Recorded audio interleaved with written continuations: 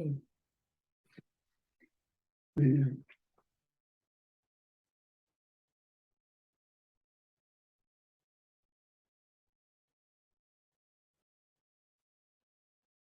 In recorder.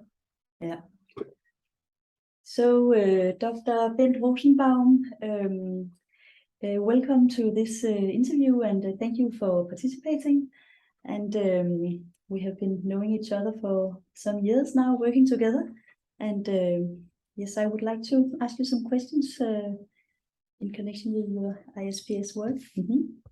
So, can you tell me about your connection with ISPS? Yes, it is a long story.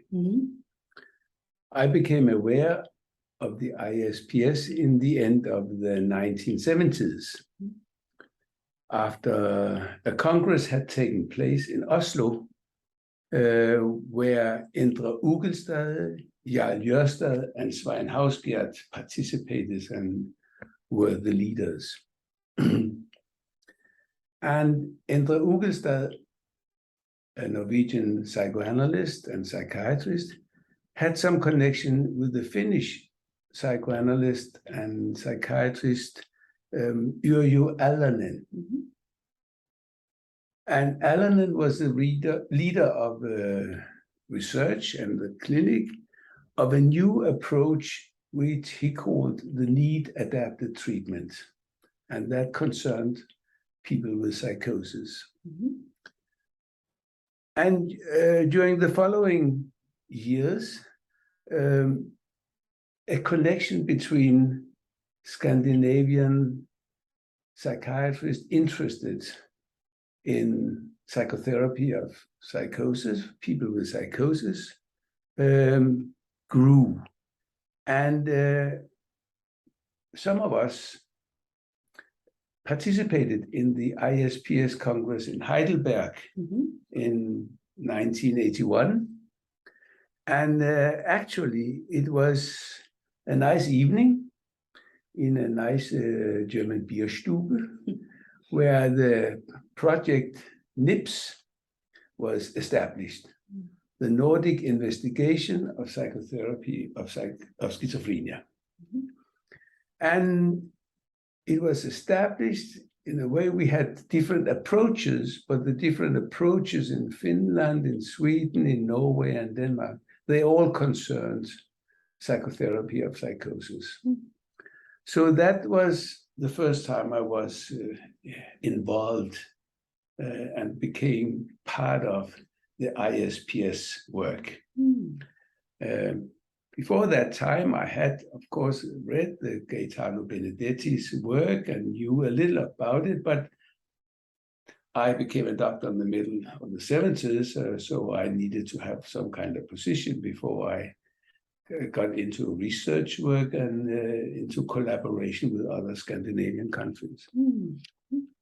So during the following 10 years, a small group of psychiatrists, psychologists, and a Lacanian psychoanalyst, who also was a philosopher, met once every month for mutual supervision and discussion of cases and theoretical matters. And we also wanted to publish some papers, and we published some papers about it. And then we presented the results of these of our work in Torino in 1988, and later on in America in 1994, where we had published a book about it. And actually, I had to move outside the picture for a moment.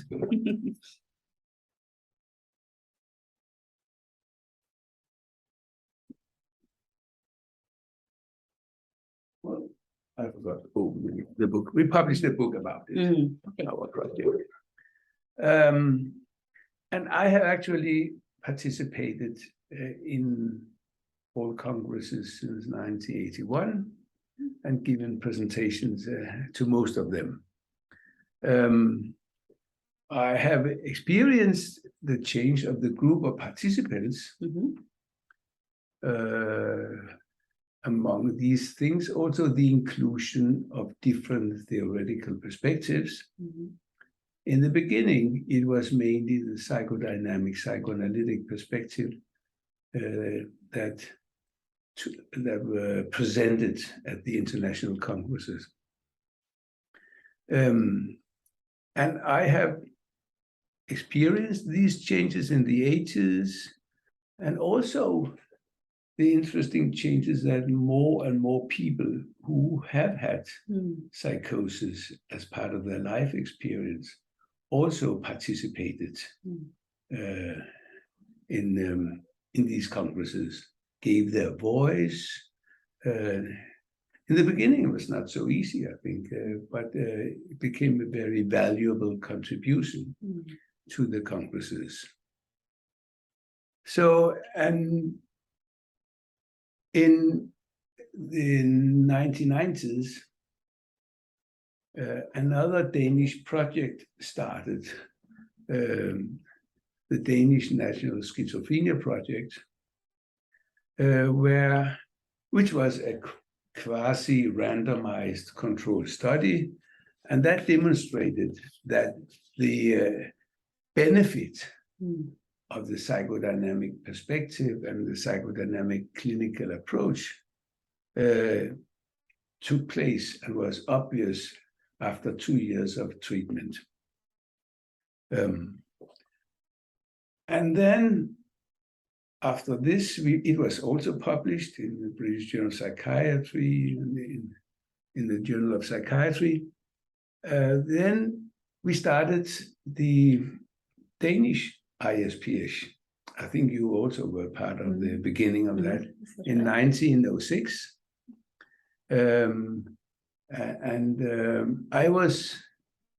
That happened just after the Congress in Spain. Manuel de Chaves was the leader then, and it was a very interesting and lively Congress. And we were many who presented the Danish National Schizophrenia Project at that Congress.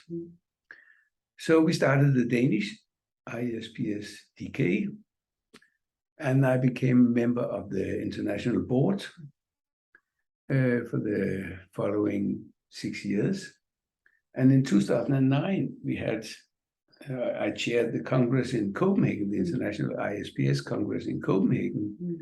There were almost 500 persons participated, and it was a nice experience. That's how the long story of how I came into ISPS, how I developed within ISPS, how I think that ISPS also developed in different directions. And I'm still there, and I'm honored to be interviewed by you for this purpose.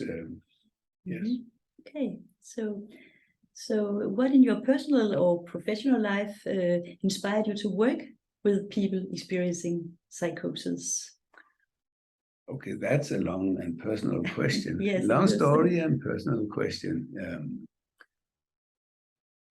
From my youth, I was interested in the La Bru, the Dadaism, and in Kabbalah, mystic. Yeah, you look surprised. The latter included for me the idea that words could never be understood in the full meaning. There was always something more to the words, to the written and the spoken language, something that should be investigated, something that one could speak with others about. You could never go into the fully understanding of what the Holy Script meant. And at the best case, your understanding could be captured on the border of rational and intentional states of mind. But you have to go to the border to see into the depth of it at best. So that was a kind of beginning for, and interest in the language, thought, how do we communicate, what is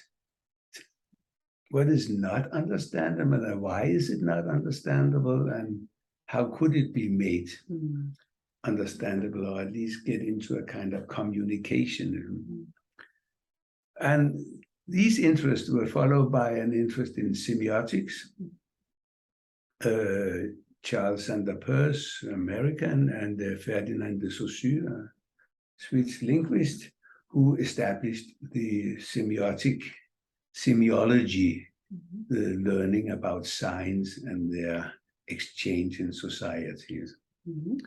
And after high school, I studied philosophy and semiotics side by side with my medical study.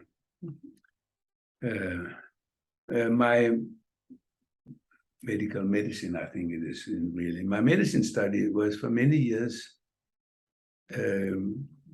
done at psychiatric units. I actually started, when I became a doctor, I had already worked a few years in the summertime at psychiatric departments. When I became a doctor, I continued working in the psychiatric department in Copenhagen, this state hospital. And I was interested in speaking to people with psychosis. And I had a good friend, and we made a lot of videos where I interviewed the persons with psychosis and interviewed them about their experiences, about their understanding of their self, their understanding of the world, and also understanding of their body. And that became a source of many interviews that later were used to make a book, to publish a book. And that book was called It's a Tape That Speaks in Danish.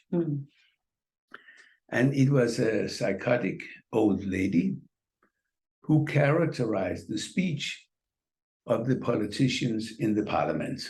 And she said, it's a tape that speaks. That speaks. And that sentence was actually the most normal sentence of her speech. The rest demanded more of my creativity to get into it and to get some understanding of it. But that was a very exciting work we did together. And the book was translated into Swedish and English, and the title didn't work in Swedish and English. It became the language of psychosis. Psykos och språk, as it was in Swedish. And that was probably a very good idea.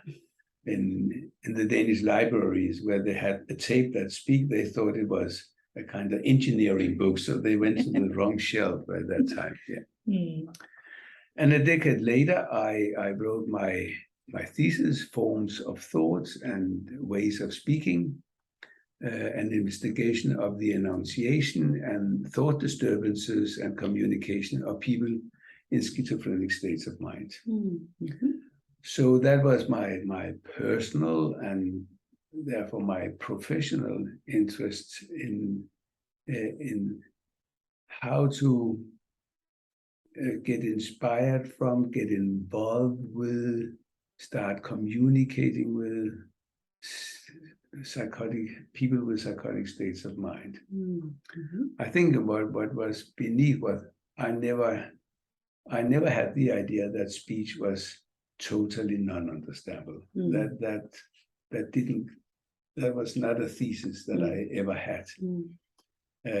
Even the most difficult sentences that I and my friends analyzed in languages, and we could always find different parts of the sentences that were connected to different parts of the patient's life.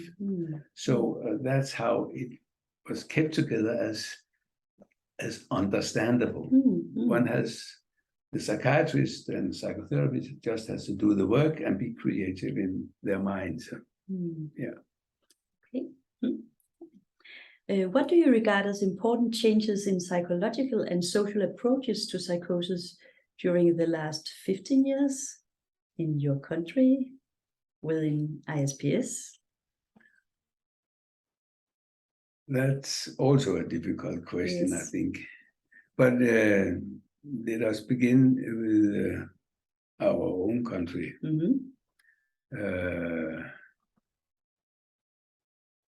You and I have taught the 2 years psychotherapy course. It is now the 5th course that we teach together. 6, I think. 6, okay. And there are the 2 of us, but we also invite teachers from outside, clinicians with a long experience with psychosis. And this course contains theoretical lessons, theoretical discussions, and supervision for 2 years. And I think this course began even you and I started working together. I think there were 3 more courses before we started working together. And in Jutland, where I worked for 12 years, we also had these courses, and it was together with a colleague, now dead, Lars Torgaard, who was, by the way, a good friend of Gaetano Benedetti. And he had invited sometimes Benedetti to Denmark also. So I think the intensity of the courses, the regulation of them, has been a change the last 10, 15 years. It's more formalized, directed towards psychologists, psychiatrists, and those psychotherapists who wants to work with people in psychotic states of mind. I think that is a real big change. Especially because we are doing it, it's called the psychodynamic psychotherapy of people with psychosis. So the psychodynamic perspective, while it is being devalued otherwhere in the psychiatric institutions and in the society, is kept up by us, and people are now, it's growing, more and more people are looking forward to participate, and that's quite good. I think there's also a I don't know whether it is within the ISPS, but I think that ISPS exists is a kind of miracle and a very hopeful thing for the future, because ISPS International and National is the only organization who has devoted its activity to psychotherapy and psychological and social approaches very intensely, and that is of very big importance for the future. So that is in our country and a little bit international. I must say, I also think it's very good that the journal Psychosis has got that status that it has. It's very important that we have a journal where we can publish papers that are scientific, clinically important, and maybe would not be taken by other journals because they are not so interested in psychosis. So I think that's also a valuable thing that happened. This is due to John Reed, of course, who is the chief editor of the journal. So I think these are the things that I should mention. I think that many directions, many theoretical directions, many ideas have come into ISPS now. And whether they can handle this, the many different directions in a way that the discussion becomes productive, or whether we become up against each other, the future will have to show us. Yes. Yes. So, in your opinion, what should be the key role and key objectives for ISPS in the future? Another difficult question. Yes.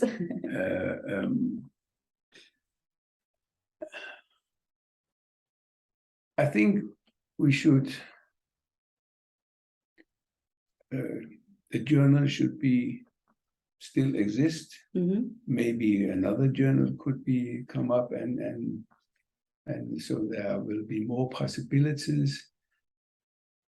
I think the ISPS has a challenge, as I said, with all the different directions.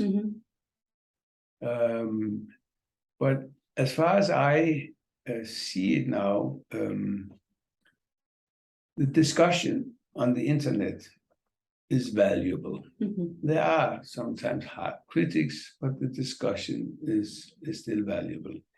If it becomes destructive, I think ISPS has a problem. And how ISP will manage that, I don't know.